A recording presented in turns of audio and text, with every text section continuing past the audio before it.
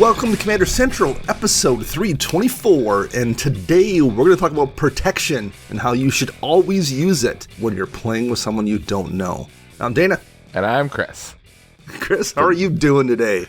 I really should have read that before you started talking, because I heard you say it and I started reading. I'm like, oh boy, this is going to be good. I was clearly, you could tell by the tone of my voice, way too proud of myself for having written that. Yeah, it is just Chris and I today. It was just you and Max last week. I got hung up dealing with some house stuff, and this week Max and his dad are heading to some kind of a family function in Madison, so he couldn't join us this week. So it is you and I holding down the fort. I think we will manage to muddle through here. Maybe. We'll see. How should we pick on him? That's what we should do. Yeah, right. Yeah, we just spend the whole show making fun of Max, and you guys ripped on me. How was your long 3-day 4th of July weekend? It wasn't bad. I mean, it was what it was. It rained on 4th of July, so, I didn't go out and do it. My wife went out and watched the fireworks that night, and I'm like, nah, I don't want to deal with this. It was sticky and muggy and kind of gross out, but I went out and watched them, and it was a nice night. At least it was clear. The rain had stopped by then, so yeah. I had a couple beers and watched fireworks, and it was a pretty decent night, and it was a good weekend, too. It was nice to have a little break there and have a short week this week because I only got Friday off because I'm going down to Command Fest Indy literally after we record here. We're recording this, and I'm taking off, so I had a real short week between the 4th of July and having Friday off work for that event. So yeah, I'm about to leave, and I'm going to enjoy playing a ton of Magic this weekend. Oh yeah. And I think, Chris, this weekend at the shop, you have the Double Masters re-release, I believe? Sure do. I'm curious how they're going to run that when you're in Indy, if they're going to be running any events like that, too. There's definitely some stuff there. There's going to be drafts for it. I'm probably going to try to get into at least one just to say I did it. It's fun doing events like that at least one time. Yes. So yeah, I'll definitely do something there, but I have not, my week's been so crazy this week, I have not even had a chance to look and see what the event schedule is. There's supposedly panels and stuff too, and I probably should verify I'm not on one of them. That would be amusing. Yeah, and actually kind of cool, a handful of us content creators got invited to dinner with Sheldon Menery one night, so I'm going to go and have drinks and dinner with Sheldon some night and just talk about the state of the game. So I'm really looking forward to that as well. That'll be fun. So try and drop it in his ear that that Dockside's a problem, and just spend the whole time just badgering him about banning Dockside. No, I honestly, I hear it from a lot of people, Dockside's an issue, and I really don't think it is unless it's in a dedicated deck. Then it becomes an issue. Yeah, I'd like not to get on too much of a tangent here. This isn't the show topic, but I don't love Dockside. I think it's probably too strong, but I also don't think it is a problem, if that makes sense. Yeah. I don't like seeing it, and I don't think it's necessarily very good for the format, but I don't think it's a card either, if that makes sense. So, no, I'm kind of with you there. Keep a tabs when you go this weekend on certain cards, that we have thought about before that we don't like, and see how many actually get played when you're playing with different people.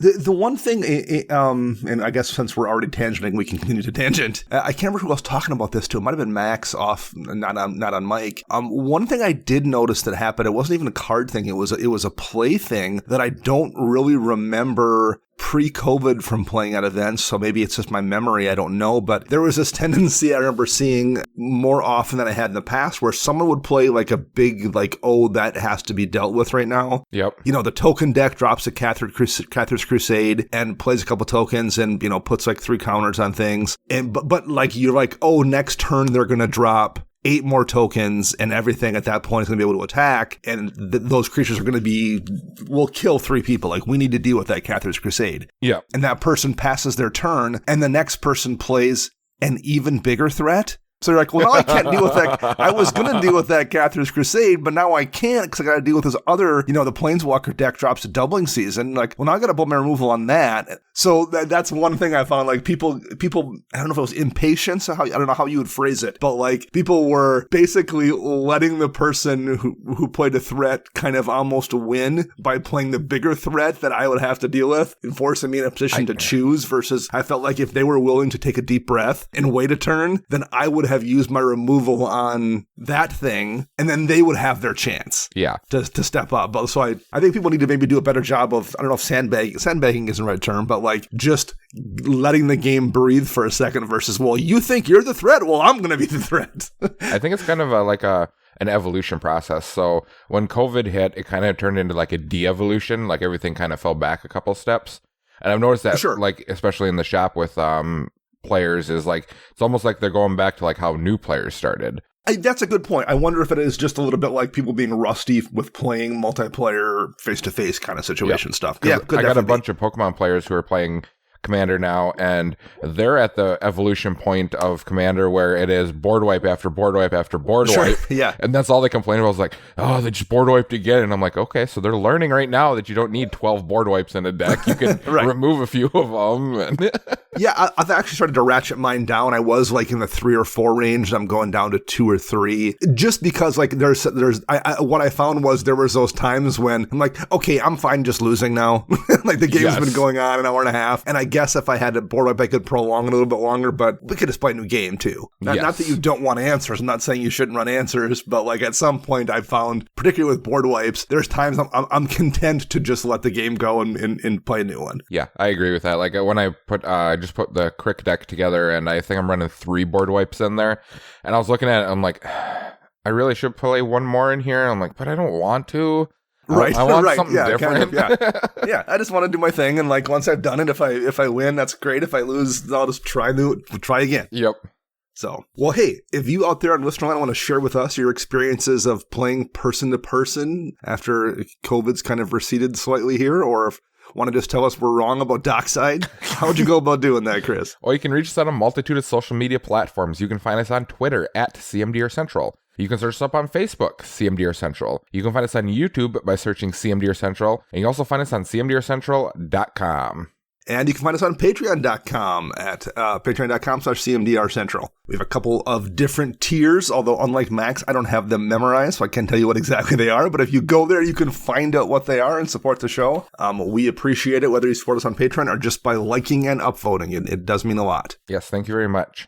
Okay, so let's jump into the main show topic here, and I can tell you where this came from. So in the last, 3 or 4 weeks, I've put together 2 different decks. When we had done a show on underplayed commanders, one of the ones I mentioned was Dromoka the Eternal. Sure did.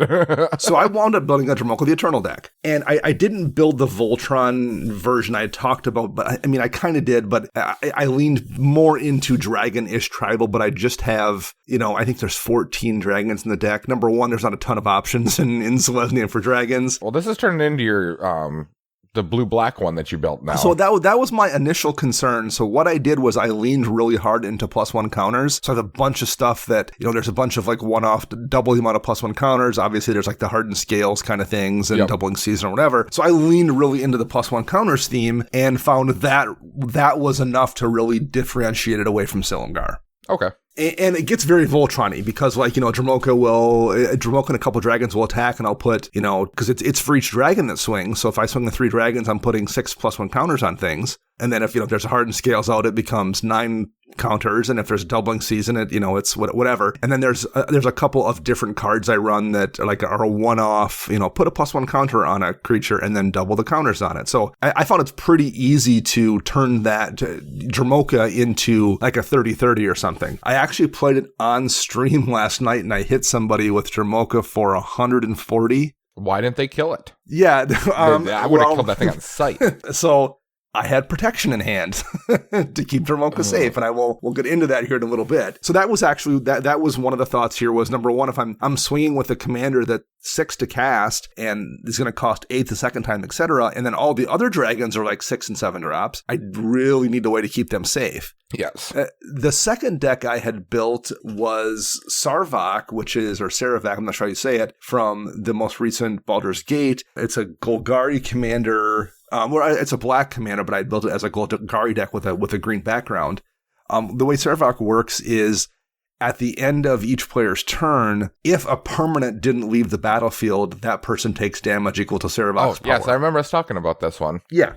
So I had built it, first of all, with the Raised by Giants background. So if I have Saravak out and I have Raised by Giants, you take 10 damage if a permanent doesn't leave play. Yep. And then I built it with a ton of the Eldrazi that make spawns and scions. Oh, so you can just free sack outlet. Yep. That way, every turn, I never have to worry about being able to get an ETB trigger for myself. Yep. But of course, and I was like, well, if I have Servok out though, and I'm in a position where someone else is going to take 10 damage at the end of the turn for not getting that trigger, they're going to just try to remove that. So I need to have ways to protect Servok to keep people from taking it out. Otherwise, then the deck has a bunch of Eldrazi Scions, and that's not going to get me very far. So both of those decks, much more than maybe other ones I've played, were super reliant on the commander.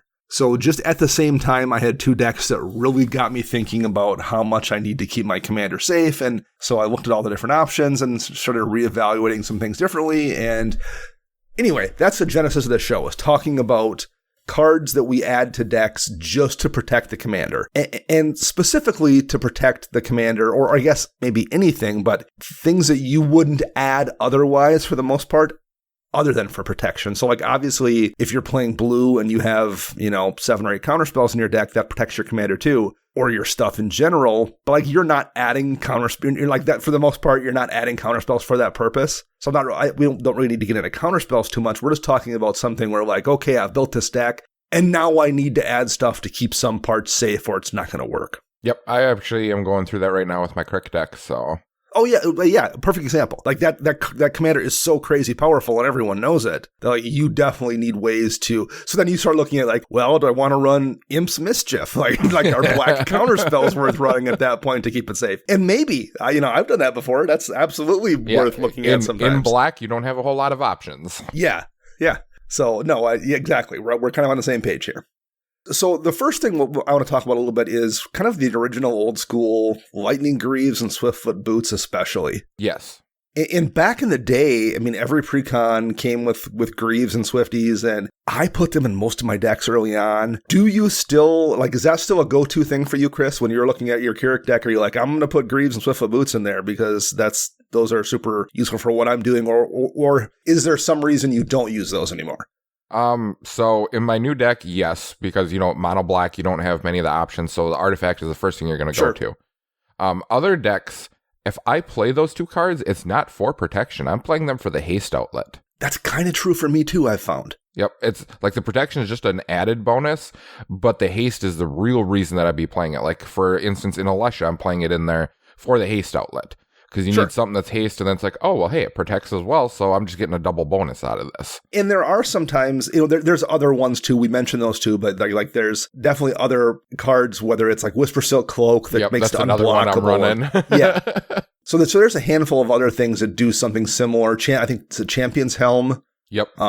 It gives it a buff and gives it hexproof. There's Avacyn, Mask of Avacyn gives it hexproof as well. So like depending on how deep down that well you want to run, and I looked at someone's Kali of the Vast deck recently. Somebody I know was building the Kali deck. It's like, hey, do you have any suggestions for what I could do? Because everyone keeps removing Kalia, and they already had like 8 different pieces of equipment to kind of shroud or hexproof. like yeah, clearly your play group is hitting Kalia real hard if you need more than you already have. But yeah, no, that's a good point because like I found that too. The decks where I run Greaves and Swiftfoot Boots for the most part, not that the shroud and the hexproof isn't useful, but the haste tends to be it's the combination of the two more than anything. Yes. That is why I run them. And just the value of the cards in general, 2 to cast, 1 to equip, 0 to equip, that kind of fun stuff is just, that's, it's invaluable to use. The one thing I will note is I do sometimes have that, particularly with Lightning Greaves, there are situations where like I want to keep my commander safe, but I also look at the deck and I'm like, there's enough spells here that I am going to use myself to target my own creatures.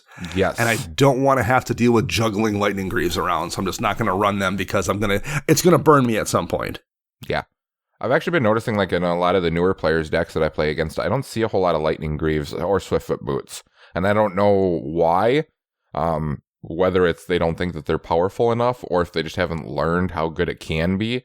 Or maybe they're just evolving to the point where they're like, I don't like playing equipment anyway, so I'm going to do something different. Yeah, it's interesting. I still play them both. I'm just much more thoughtful about it. Whereas, like, definitely 6 years ago, I think I just put both in every deck kind of by default. Yeah, it was like a soul ring. It was like your first 3 cards. It's like, boom, these 3. Okay, now where do we go from here? Yeah. So the next kind of general category here, kind of the blanket protection, the two that jump out at me are privileged position and asceticism, both which just give, privileged position gives all your permanents hexproof, asceticism gives them to your creatures, and it gives you some regeneration as well. Yep. Those are cards I used to really love, but I have found myself not running them as much lately. They're so expensive now. When you look at the overall CMC of like newer cards and stuff like that, you see these and you're just like, oof, nope, don't want to do that. That's what it is. It feels exactly 100%. It feels bad. As good as they are, and they're good, I'm not saying that they're not good,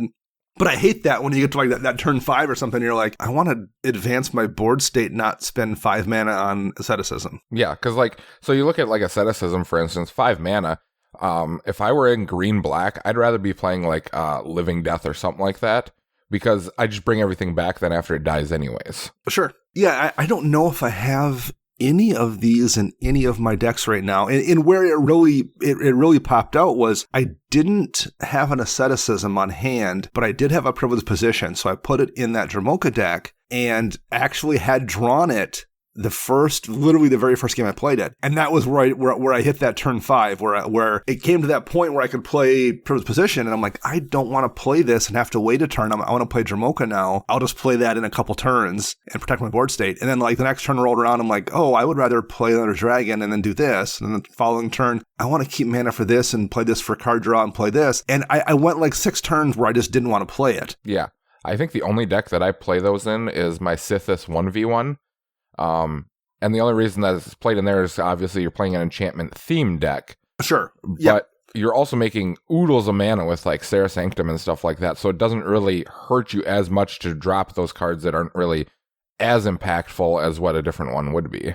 No, very much. In the last deck I had that privileged position, the reason I had one for that Dromoka deck was I had taken apart my Sigarda deck to build it, and I had the privileged position in my Sigarda Enchantress deck because it protected all the enchantments as well as creatures. So that's a very similar situation where I was running it as well.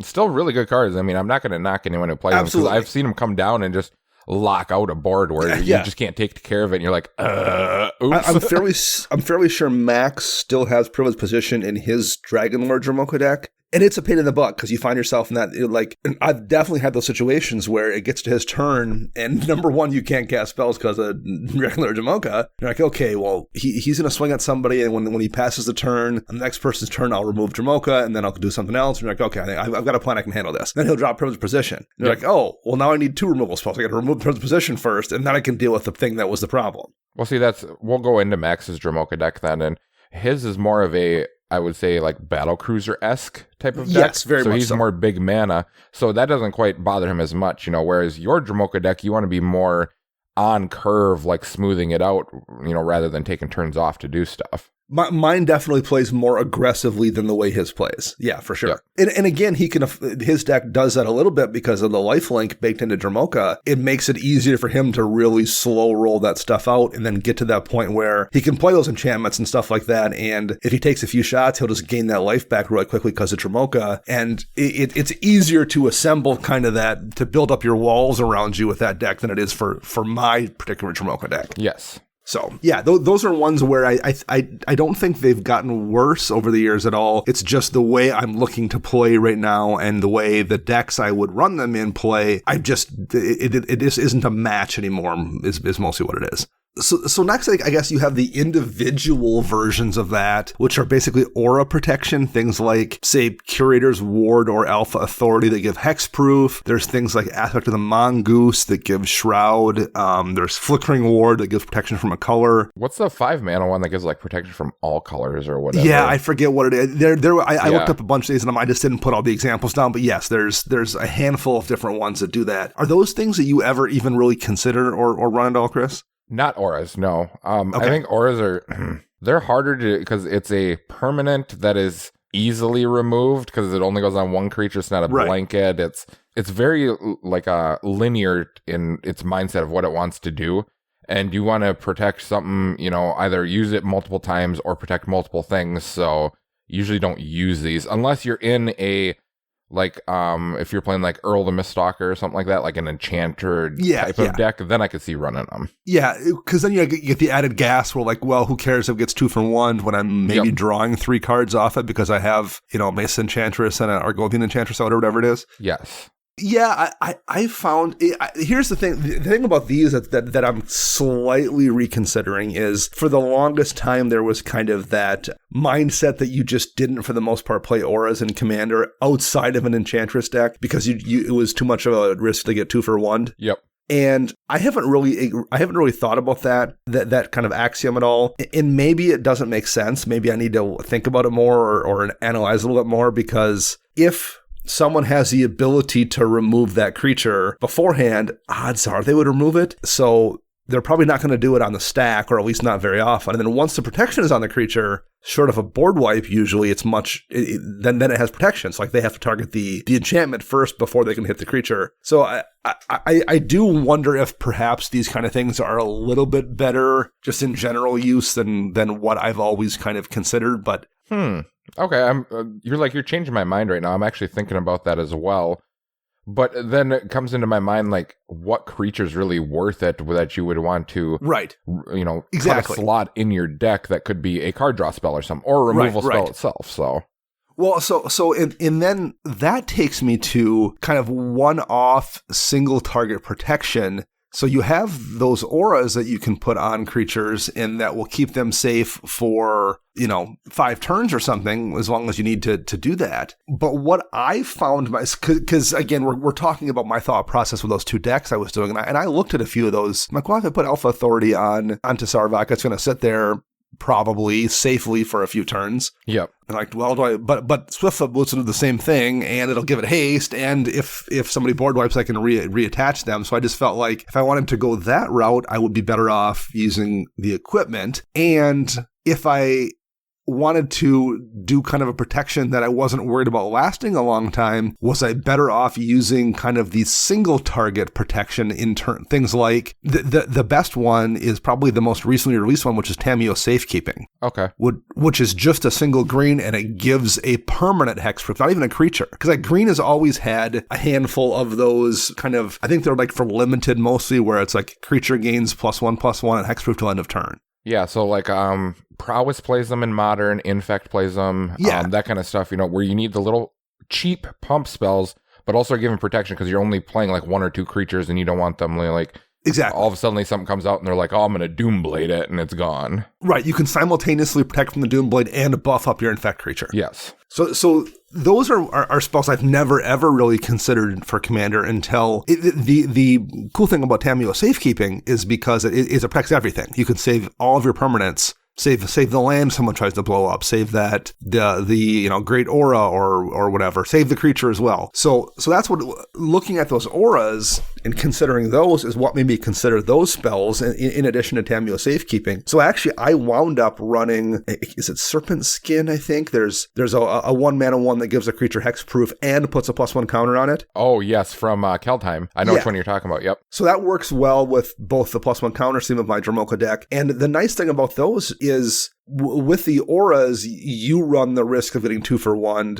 because somebody removes your creature however they do it and kills your aura. What I kind of found I like about those single target protection spells is it does the opposite. You eat your opponent's spell. Like once you have an Alpha Authority on your creature, or even a Lightning Greaves or something, they can't blow your thing up. So they will just wait for their opportunity to do so. Whereas if you're using one of those single target instant speed removal options, they'll spend their mana and waste a card, and then you can counter it functionally by giving your creature hexproof. So you've taken resources from them. It's kind of the opposite of losing resources for yourself with the aura if it gets 2 for 1. In this case, you are taking resources away from them, which I kind of, that's what I liked about trying those. So that's what I wound up coming up with for a solution. Okay.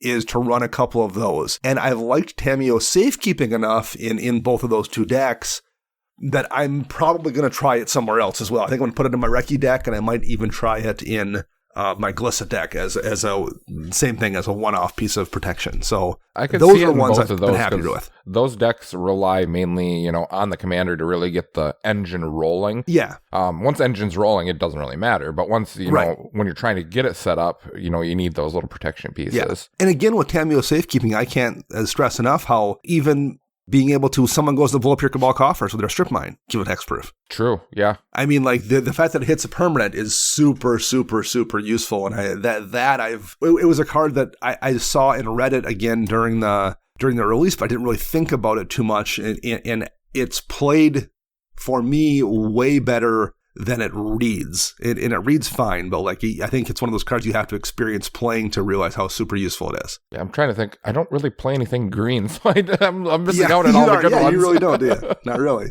So kind of the next general category here are creatures that do some kind of a protection work. You've got things like Mother of Runes, where you can just tap it to give a creature protection. Yep. Selfless Spirit. I think Max also runs that in Dromoka, where you can sacrifice it to give yourself indestructible. Yep.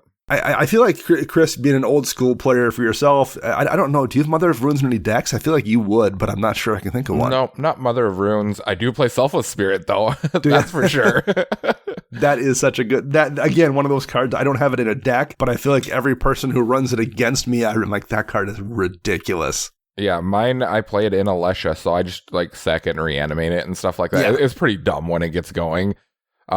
Mother of Runes I have considered in a few decks, but it's slow because it needs a turn before it can activate, or else you got to put the Greaves or the Boots on it to give it haste, and then you're only getting the one target of it. And right, it's nice in a single player type of format, but in a pod format, I don't know if it's quite up there. But if you really need it, it is definitely an option. The versatility of it's super nice. The fact that you can give a creature protection and then have it block and soak up the damage, or give it protection from, if someone's playing a 1 or 2 color deck and don't have blockers of another card, you can just give it, say pro green or something, and if that's all they have, you can swing through easily. So that's the beauty of Mother of Runes is there's a lot of versatility with that card. There's a lot of different ways to play it, and I've seen a lot of really clever uses with Mother of Runes where someone has found a way to get really creative to make something really effective with it. So it's a super cool card in that regard, but I agree, it's a little slow, and I don't have any of my decks currently. Yeah, no, if I were building Boros or something like that, it'd probably be on my list of cards to definitely consider, because Boros is already weak, so why not give it as much protection as you can? Yeah, no, for sure. And that's a card that's because that just became modern legal, right? No, Giver of Runes was. That's right. That was in the Modern Horizons. That's right. So Giver of Runes gives everything except for itself when you tap it, protection from a color or from colorless. Yeah, so you can protect the or from colorless artifacts. Is actually surprisingly relevant sometimes too. Yeah, artifacts and Eldrazi, so you can get through that too. So the next category is one that we've kind of talked about as a whole on a show in the past, which is kind of the sweeping protection. You've got Heroic Intervention, which just gives all your creatures hexproof and indestructible. Teferi's Protection just gets all your stuff out of the way, including you, I guess. There's the ones that blink stuff out like Eerie Interlude and Ghostway, and there's things that give mass regeneration or mass indestructible to your board state. And I guess that's what Selfless Spirit does, but it's a creature. We're talking about instant speed spells here. Yep. You have things like Boros Charm, Rapid Vigor, and even Cauldron of Souls as an artifact to give your whole team persist kind of works that way as well. Persist, that's an amusing mechanic. So what are your thoughts on any of these, Chris? Any of these spells jump out at you, or any of these particular mechanics, or anything that you like or tend to run in decks? A lot of them, actually. Yeah. The biggest new one that I've been playing a lot of is Chroma's Will.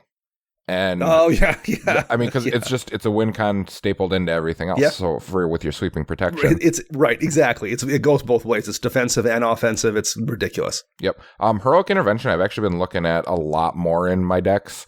Because I play green's my off color in decks, so it's okay, I'll just jam this in there. And it's played out really well in other people's decks, but I can't find a spot in my decks. I'm just no, I want to be doing something different. I don't want to jam this in right now. I think I've told the story before, but it's probably been a few years, so I'll repeat it again. Heroic Intervention was in the Kaladesh block, and I completely glossed it over when it was released. I just didn't. I think everybody did. Yeah, well, yeah. And like I said, green tends to get those, target creature gains hexproof and +1/+1 on a turn kind of cards. And I think I just kind of lumped it in with those. I didn't really realize that it wasn't just an uncommon for draft, because it is a rare, so they were clearly aware of how strong it was to a degree. But I just didn't pay a bit of attention to it. I don't think anyone else did either. And I think it was in the seconds. I think it was an Aether Revolt. But so that was, I think, a January set as well. And then that spring, Vegas was in a June, I believe. And I went to Vegas, and we wound up playing a few games with a guy that used to be the editor at EDH Rec and writer, a guy named Henry Stuckenberg from Austin, Texas. And so I kind of had known Henry online, and once we got to Vegas that year for the Magic Fest, wound up playing a dozen games with him over the course of the weekend. And Henry had Heroic Intervention in every one of his decks, and every time it absolutely screwed me. And the first time he cast, I'm like, that does what? No, it doesn't. And I'm like, how do I not remember this card? And over the course of the weekend, he burned me with it like 3 or 4 more times too. So I actually at the event went and picked up like 6 copies of Heroic Intervention, because it was like $1. I mean, it cost nothing. So I just like, I want this in every single green deck I own. So I went and bought a bunch of copies of it and put it in all my decks. And then over the course of like the next year, it slowly crept up in price. And I think it was over 10 at one point. I think it might still be. I'm not sure. It might still be, yeah. That card is just like I literally, it's now become the kind of thing I put in every green deck, because particularly at 1 in a green, you don't even feel bad using it on one target. Yes. And at that price, that cost, it's also the kind of thing where like you can Wrath yourself, cast Wrath of God or cast Austere Command, and then cast that on top of it to keep your stuff safe, and do that relatively easily at only 2 mana. Yep. I have, so one of the last games that I played with our store owners, I actually baited in the one owner. She attacked me outright with everything because I just had a couple of tokens out. And, like, it was like, okay, so if he blocks, they're going to just die and he can't rebuild or whatever. I was playing the Naya tokens deck from, I think it was New Capenna, maybe. The commander, where if you have like 3 of them, all your creatures get +1/+0. If you have 6 of them, they all get another +1/+, all that fun jazz. So she attacks outright, and I just like start blocking like 4 on this guy, 3 on this guy, all this. And she was so confused, and I'm like, Heroic Intervention? Yeah. And she's like, oh, and I'm like, okay, so I'm going to kill that guy, and I'm going to kill that guy, and then my turn. She's like, yeah. And I'm like, untap, attack you. Yep. Yeah. Oh, so good. And in similar way to Teferi's Protection. Yes. Whether you're using it as a fog or you're using it to save your stuff, it doesn't matter. It's great. And I would say similarly, the only reason I don't have that in every deck is the price on that was never $1, so I could pick up a bunch of them. That was always an expensive card. Yes. So I was actually thinking back, and on Tuesday, which is our EDH night in our local shop, I had a guy who came in, and he hadn't been in for quite a while. And he asked me if we had a card and if this card worked the way that he wanted it to with Myriad. And that card's Teferi's Veil. So Teferi's Veil reads, whenever any creature you control attacks, it phases out at the end of combat. And it's a 2-mana enchantment in blue. And the reason that he wants to play this is he wants to Myriad creatures and then phase out the tokens, so they phase out before end of turn so they don't get sacrificed.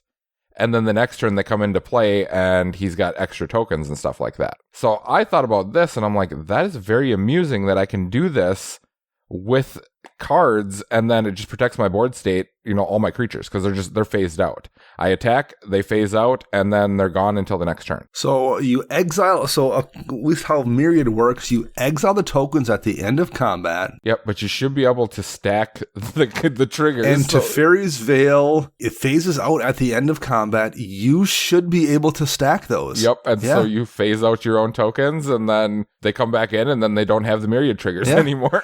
Now, once upon a time, it wouldn't have worked because tokens that phased out didn't come back. Yep. But they changed that when Teferi's Protection came out. So yes, that, as far as I can tell, that should work. Yeah, he was asking about that. And I'm like, I think so. I'm like, well, let's find out. Let's try it one day, and we'll look it all up if it ever happens. So, but that just leads me to think about that, like other random things that you could do to protect your board state.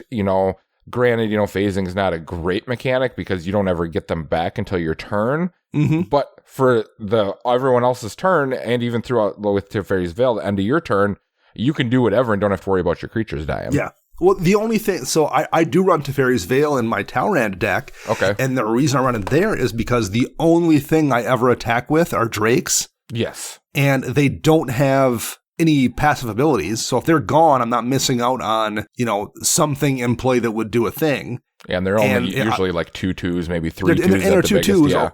But even if they're bigger than that, they're still tap, and like it's mono blue, so there's really no way to give them vigilance either. So it's basically a perfect situation for Teferi's Veil. Basically, it just means if I happen to not have a counterspell and you Wrath of God, well, that's fine. My tokens will all survive it. So there's other decks like I've had thought about it at one point in my Sphinx deck, just because I'm like, well, I want to save all those Sphinxes too if someone board wipes. But almost all of them have some kind of a like passive ability or something that that's useful to have lying around. And that deck is also blue-white, so like I have a couple things that give stuff vigilance once in a while too. Whereas that Talrand deck, those Drakes are just never ever useful for the most part outside of as attackers. So yeah, it's definitely a niche card for protection, but I mean, it's something to consider.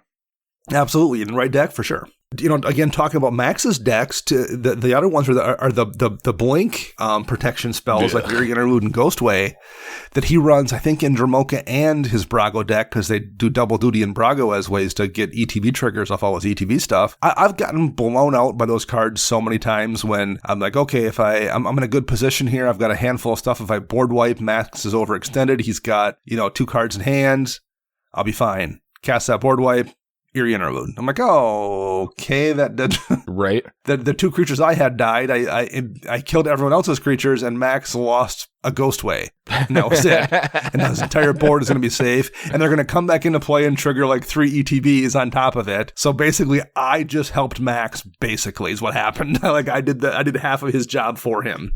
Yeah, so those cards are very good. I can't really find a deck to fit them in because you need, in my opinion, a theme behind it. Like you need a reason to be playing them. Yeah, well, like in the case of that, my Dromoka the Eternal deck that I just built too, because I lean so heavily into the +1 counters theme, if I blink stuff out, they lose all those counters. So, in that particular deck, we're like, that's not worth it for me. Can those, if you blink something out, is it considered, no, because I think that 1 mana artifact, they have to die for you to move the counter, so you can't like cheat that stuff.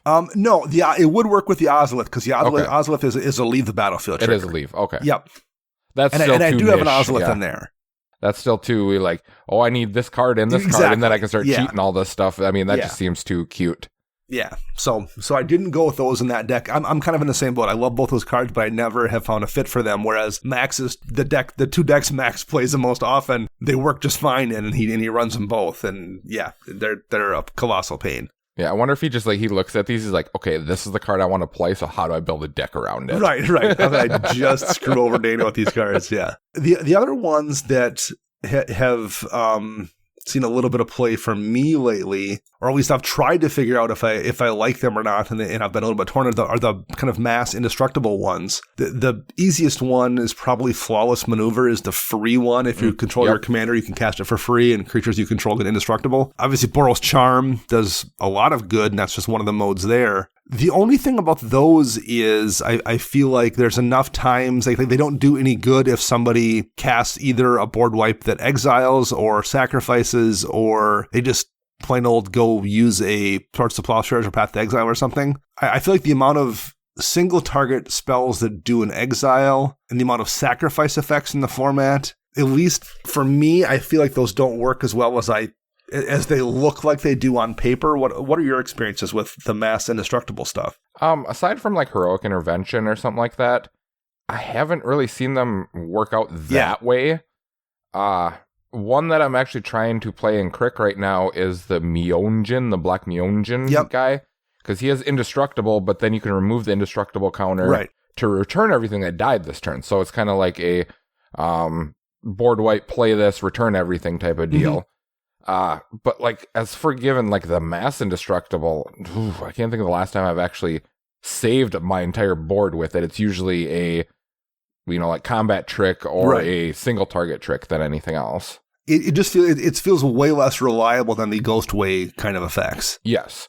Not to mention, a lot of times when you have that card in hand or someone drops a board wipe, you only want to save one creature anyways. Right. The other ones are just like, they did their part, they can go now, and it is what it is. Well, and I found the same thing. I liked Heroic Intervention so much and had such good luck with Teferi's Protection. And I'm like, well, what other options are there? And Green has a couple of, regenerate all your creature things, Rapid Vigor being the most recent one. Yep. Which isn't even that recent. That's way back in, I think, Time Spiral block. So I tested a Rapid Vigor, and it was kind of a similar thing to the mass indestructible, where there was just enough situations where, it was a sacrifice all your creatures saying, well, that doesn't do any good. Or it was a mass exile, or damnation and Wrath of God just say creatures can't be regenerated. Sure do. Like, there's just enough board wipes that still see play that just accidentally have that clause. People aren't obviously, like, no one is, like, worried about regeneration when you're building a deck, but there's enough things that accidentally just turn it off to that I found, like, Rapid Vigor just didn't work well enough for me, at least. Yeah, I think it's Swarmyard is the name of the land. Yeah. The one that gives regeneration to, like, spiders and all that other stuff.